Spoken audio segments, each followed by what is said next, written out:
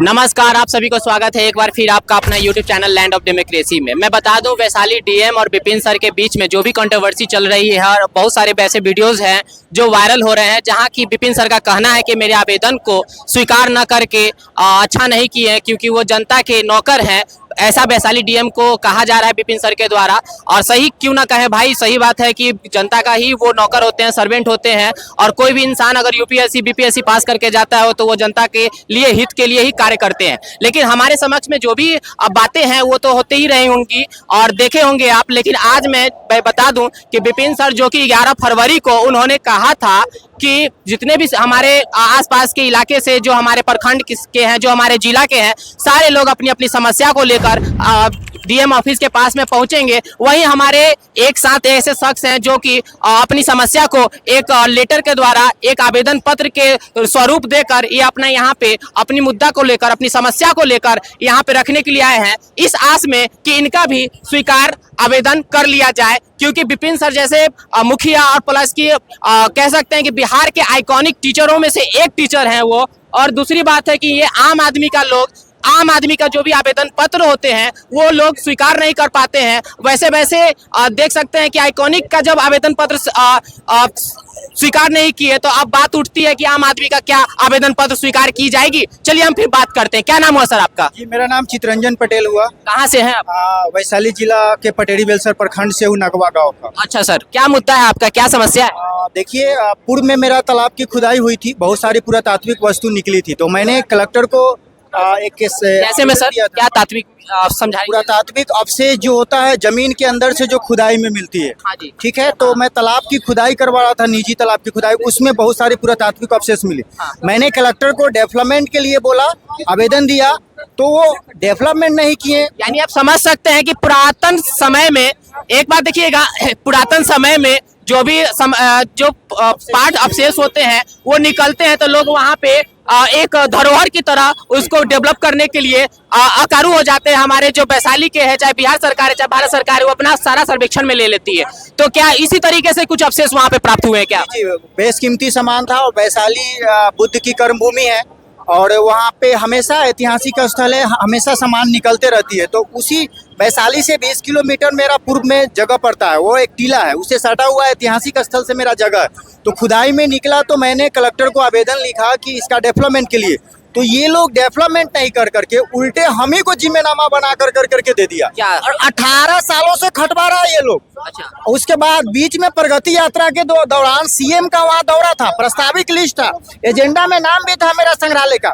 वहाँ पे विधायक और ये कलेक्टर एसडीएम नहीं जाने दिया, रात में हमको उठवा लिया। अच्छा। प्रशासन भेज करके एसडीएम बेलसर थाना को भेज करके। क्यों? सीएम के सामने आप तुमको जाना नहीं है और तुमको ये सब बात संग्रहालय का नहीं रखना, और जितना भी बोर्ड संग्रहालय का लगा हुआ है सबको हटाओ, उखाड़ो। अच्छा, देख सकते हैं कि आम जनता लोग सीएम के पास में नहीं जा सकते, डीएम के पास में नहीं जा सकते, एसपी के पास में नहीं जा सकते, तो कहाँ जाएंगे?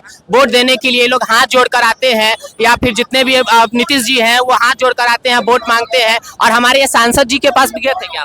सांसद, अरे वो लोग तो 100 बार वो लोग को बोले बताएं। अब बताइए, जो पैसा कमाने में लगा हुआ है वो राष्ट्र की भू संपदा और धरोहर से क्या मतलब रखेगा? यानी कहीं ना कहीं हमारे राष्ट्र के धरोहर से खेलवाड़ी किए जा रहे हैं। एकदम अनदेखा हो रही है। और विश्व धरोहर है, उसको मैं अपने सिस्टर के मैरिज के पैसा से, अपने दहेज के पैसा से बहन के मैं उसको ऑर्गेनाइज कर दिया, खड़ा कर दिया। अब उसका हेल्प लेना चाह रहा हूँ। उसका देख सकते हैं कि लोग, क्या होता है ना कि जब बहन का शादी होता है तो लोग कर्जा करके भी अपनी बहन का शादी करवाते हैं। ऐसे बहुत सारे खबरें आपने सुना होगा।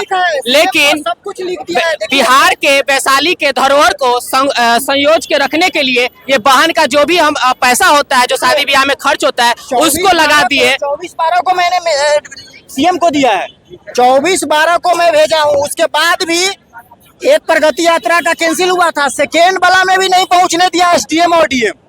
सीएम को मैंने मेल भी किया, बाय पोस्ट भी किया, सब कुछ किया। वहाँ का निजी सचिव को भी एक जर्नलिस्ट के माध्यम से पता करवाया गया, उसके बाद भी ये लोग नहीं जाने दिया। क्यों? क्योंकि ये लोग का नाकामी और ये लोगों का पता चल जाता है सीएम को कि ये लोग डेवलपमेंट नहीं किया। विधायक और मंत्री के इशारे पे ये लोग उसको रोक के रखा, उसका डेवलपमेंट। क्योंकि उस प्लेस से सटा हुआ मिनिस्टर का एक बहुत बड़ा फार्म हाउस है, क्या लगता 200 है? करोड़ का नहीं करना चाह रहा है, क्यों जान रहा है कि सरकार उसका एक्वर कर लेगा ना। विपिन सर तो आप आगाज कर दिए हैं कि इतनी संख्या में लोग अपनी समस्या को विपिन सर लेकर का नहीं है, विपिन सर तो एक चिंगारी वो तो लगा दिए हैं, वो तो लगा दिए हैं। अब देखिए ना आज से क्या होता है।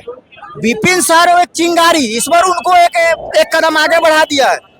ये आपको लग रहा है कि सब लोग विपिन सर का अनुयायी होंगे, नहीं, ऐसा कुछ बात नहीं। उन्होंने सोए हुए को जगा दिया। बिल्कुल सही बात है कि सोए हुए को जगा दिए हैं और कहीं न कहीं लोग समस्या से जूझ रहे थे और लोग सोचते हैं कि बड़े बड़े डीएम दफ्तरों पे जाकर वहां से किन से हम उलझेंगे, हमारी जो भी समस्या होगा कौन सुनेगा, यहाँ कोई सुनने वाला नहीं है। तब बात पड़ जाती है कहाँ, तो वोट पे, कि अब वोट उसको देंगे ही नहीं, क्योंकि नीतीश के सरकार में हम वोट मतलब देने के बावजूद भी हमारा काम नहीं होता है। क्या कहीं ना कहीं सरकार को बदनाम करने के लिए प्रशासन भी उतारू है? डेफिनेटली किस गतिविधि से काम कर रही है, किस पार्टी से मिली हुई है कलेक्टर, मुझे भी तो पता नहीं है, लेकिन ये सरकार के अगेंस्ट काम हो रही है। एक संग्रहालय पे कोई अपने बहन के शादी के पैसा को इन्वेस्ट कर देता है, 18 साल उसका करियर का इंपॉर्टेंट टाइम ले लेते हैं। ये छोटा बात है क्या? इंसान एक बार जन्म ले तो सिर्फ उसकी मृत्यु होती है, उसकी उम्र आप 18 साल से है वहाँ पे? 18 साल हम इस लेटर में लिखा है।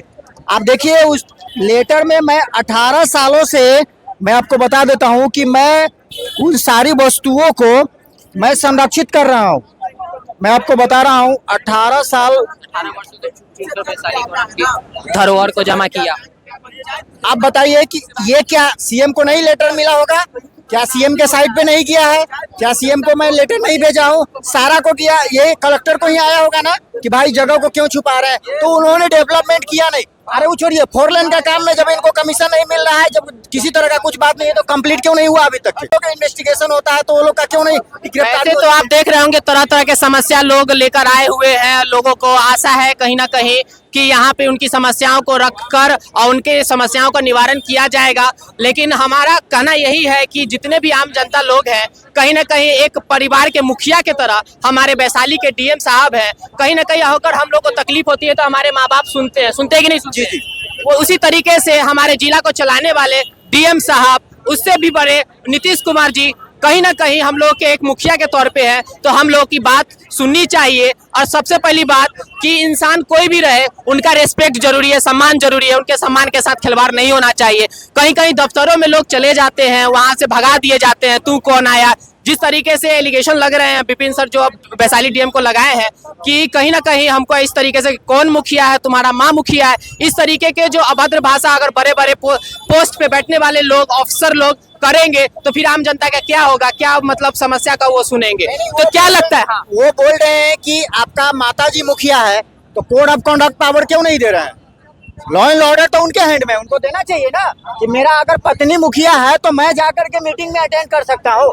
तो लॉ एंड ऑर्डर तो उनके, एक कस्टडियन है, वो मालिक नहीं है कि कुछ भी कर देंगे, कुछ भी हो जाएगा। क्या लगता है कि इस बार आपका आवेदन रखा जाएगा, सुना जाएगा? नहीं रखा जाएगा तो यही पेंशन पे बैठ जाएंगे। क्या उम्मीद, मतलब किस उम्मीद से ऐसी दावा ठोक रहे हैं कि हाँ इस बार तो रखा जाएगा? रखा जाएगा क्यों? क्योंकि आज का जो ऐतिहासिक दिन है ना, वो तो कलेक्टर क्या पूरे देश याद करेगा। तंत्र की धरती है, जननी है वैशाली। तो मैं बता दूं कि अगर आप लोगों ने सोए रहिएगा तो आने वाला जनरेशन पर आप लोग का असर पड़ेगा और एक चूहे के बाती मसल दिए जाएंगे, कोई वैल्यू नहीं किया जाएगा। और एक इंसान का जो शरीर है वो एक मिट्टी के भाव की तरह मिटा दिया जाएगा। फिर मिलते हैं एक नए वीडियो के साथ, तब तक के लिए विशाल कुमार विदा लेता है। जय हिंद।